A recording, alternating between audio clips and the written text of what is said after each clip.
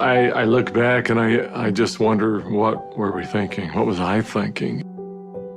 We went for a long, long period of time with no resources. And when I mean no resources, I mean no resources. People told us we were crazy to go all in. You know, is this really going to work? I think some of the most beautiful things can emerge through trial and through difficult times. I had been a physician for a long period of time, and I'd had a patient who came to see me, and they would ask me, Dr. Hill, what do you think about the essential oils? And I made the mistake one time of saying, I think that's one of the craziest things I've ever heard. She looked me right in the eye and she said, I am so disappointed to hear that, because that's done more for me than you or any of your colleagues or anyone has ever done for me.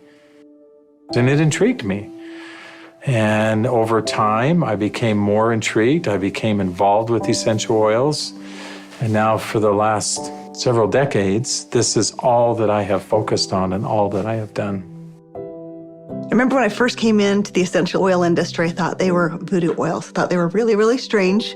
It wasn't long before I started using oils on my kids, and I was amazed at what I was able to do and how it empowered me as a mom to take charge of my family's health care. So I was a huge skeptic. Parents were educators. My father's a professor of physics. So I just wasn't raised with anything but allopathic Western medicine. I learned over the years how effective they were and can be, especially if they're pure. After working 10 years in the essential oil industry, I found myself leaving for integrity purposes because I knew that essential oils had to be pure. The desire of my heart was just to go home and raise my children. And I hadn't been home very long before my husband came to me and said, there's something more you're supposed to do. And as he said this to me, I actually was very angry with him because my heart said, I want to be home with my kids. And he said, sweetheart, you're not listening. There is something you're supposed to do with Dave and Dr. Hill with these oils. And I said, what do you mean, these oils? I've tried all the essential oils out there. There's nothing that meets the quality standards our family needs to use for our health care. And he smiled at me and he said, I know. You're supposed to find them. Stop thinking with your head and start thinking with your heart. And it was in that moment that I knew.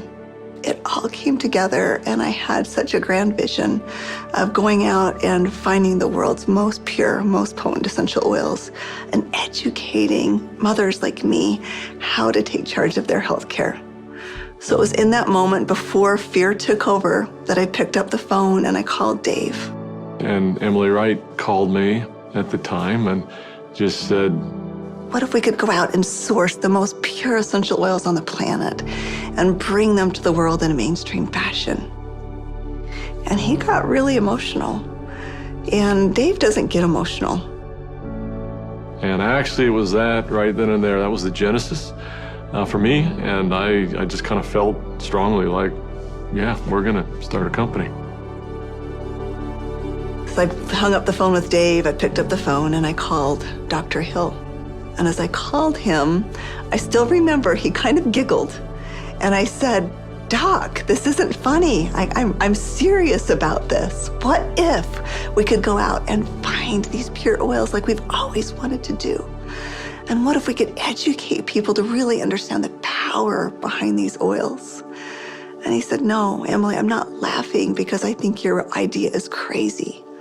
I'm laughing because I was just getting ready to call you and ask you the very same question. It started with an initial little small meeting in an Italian restaurant. In the far corner, and we met for 5.5 hours until they finally kicked us out of the restaurant because we weren't buying food anymore. And we just started to dream. We would meet anywhere we could find some space to meet. And it was in some strange places. Of course, the basement of the Normal Library was one. We got too rambunctious and they finally kicked us out of the library. Sometimes it was in the basement of our homes. I remember not telling my kids, that I was unemployed and starting a new thing, but the dad was working on a project in the basement. As I did the business plan, I started to realized that this was going to be big. I just knew that with such a good team and product that had changed our lives, we felt like this was going to be significant. So as we began in the spring of 2008, that's when we had a massive falling out with the housing market in the United States. And there was a lot of panic and a lot of fear.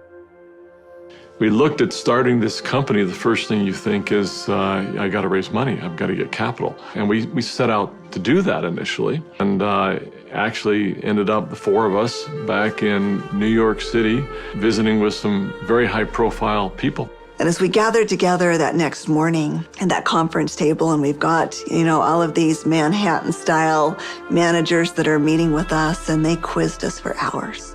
Finally, at the end of the day, they looked at us and they said, "We believe that your business model is going to work. We believe that you will be successful, and we want to fund your venture. We'll give you $5 million. And we all, of course, felt extremely elated. They were willing to fund the company, but of course they were interested in 51% and control. And I just remember the feeling we had as we walked away from that conference table. And the four of us found ourselves in front of the Statue of Liberty. And I remember looking across the water. Almost as if on cue, as I recall, we all just grew somewhat silent. And as we looked out over the water, and I looked at the Statue of Liberty, what rung true to me is, we're doing this to give people freedom. And if we take their money, we can't make people free. And we can't make this dream that we have a reality, because they'll never allow us to bring the quality of essential oils that we know we have to light. Because they'll be looking for an exit strategy, they'll be looking for a return on their investment, and that can't be part of the equation. I remember standing right next to Dave Sterling, and Dave looked at me and in kind of a somewhat shocking way, he asked me, "How much money do you have, Doc?" And I said, I don't know. And he said, "How much can you pull together?" And I said, "I don't know." And he asked each one of us in succession, and before we left the park that afternoon, we had made the decision that we were unable to take any resources from anybody, and instead, we would all leverage everything we have. We took the equity out of our homes, we cashed out 401ks, we liquidated everything we owned in order for this dream to come to fruition. And so as I expressed this to my wife, I remember very clearly, she just looked at me and said, "Well, I trust you. You'll take care of us, and we'll be fine." And we had family members even come to us to say, "You're foolish. Your family is going to be homeless." So we went all in, everything. We didn't hold anything back. We thought it would be for just a couple of months that we went without any income, but it was 13 months. Those final months, we're eating almonds and yogurt and telling our kids they can't go to dance practice and they can't play sports because we don't have enough money. But having that belief that it was all going to be worth it.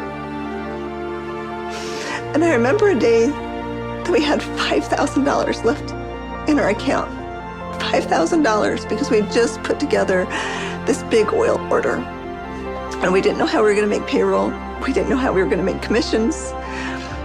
And just to see how doors open every single time, as long as we continued to step forward, that doors open. People ask me sometimes, how are you guys able to do what you did?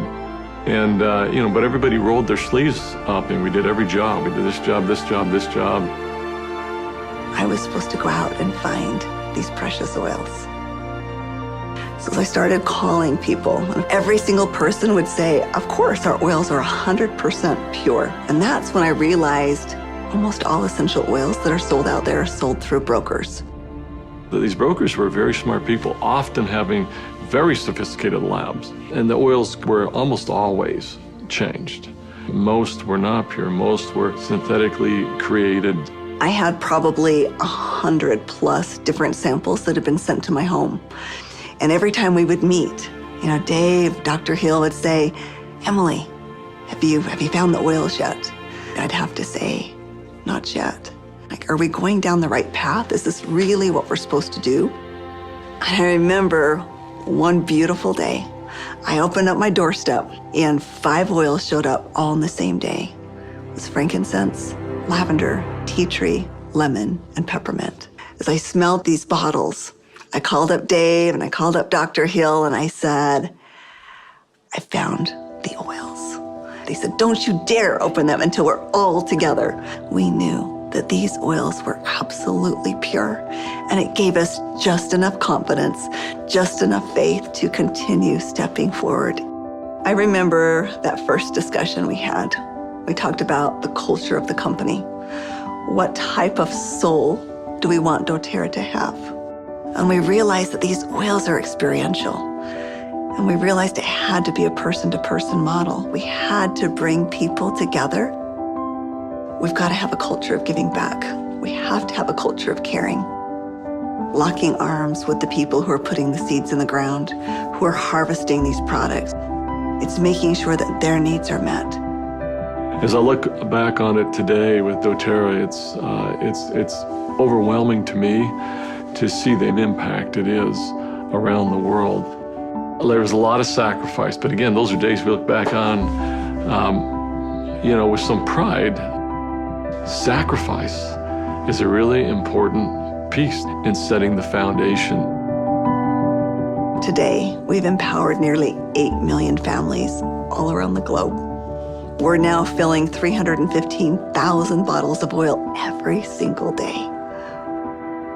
And just to think about it on that scale just warms my heart, knowing that every single bottle is changing somebody's life on both sides of the bottle. I think this work has such purpose. It's like, how can we stop? We have single-handedly changed the acceptance of essential oils in science and in medicine. We are so committed to this work. We are so humbled to be stewards of what nature has created so perfectly for us. And we're so grateful for all of our amazing employees, for all of our amazing wellness advocates, for all of our amazing customers all around the world. We haven't changed in our mission. We haven't changed in our purpose. We're still true to those things that very early on were important. If doing the right thing was important then, doing the right thing is important now. If helping and giving service to other people was important then, it's important now. If sourcing oils differently and doing what had not been done before was important then, it's important now. We feel like, as crazy as it sounds, we're still just beginning.